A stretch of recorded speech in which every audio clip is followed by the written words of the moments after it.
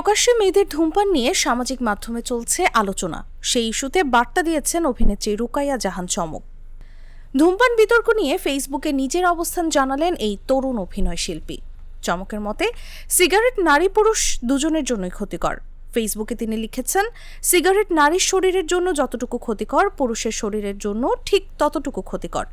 নারী পুরুষ সবাই ধূমপান করা থেকে বিরত থাকুন।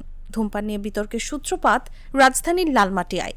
সেখানে দুই তরুণীর প্রকাশ্যে ধূমপান নিয়ে এক বয়স্ক ব্যক্তির সঙ্গে বাকবিতণ্ডা সৃষ্টি হয়।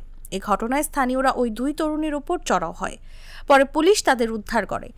বিষয়টি নিয়ে এক সাংবাদিকের প্রশ্নের জবাবে স্বরাষ্ট্র উপদেষ্টা বলেছিলেন, উন্মুক্ত জায়গায় সিগারেট খাওয়া সবার জন্যই নিষেধ। এটা একটা অফেন্স। এজন্য প্রকাশ্যে সিগারেট না খাওয়ার পরামর্শ দেন তিনি। স্বরাষ্ট্র উপদেষ্টার কথার জের ধরে উত্তপ্ত হয়ে ওঠে সামাজিক মাধ্যম। মিশ্র প্রতিক্রিয়া তৈরি হয় সাধারণ মানুষের ভেতর। তবে অভিনেত্রী চমকের ফেসবুক পোস্টের সঙ্গে অনেকেই একমত পোষণ করেছেন, কেউ কেউ আবার কটাক্ষও করেছেন। একনল হ্যান্ড ওয়াশ 100% প্যারাবেন ফ্রি, তাই নিরাপদ হাতের জন্য আস্থা রাখুন একনলে।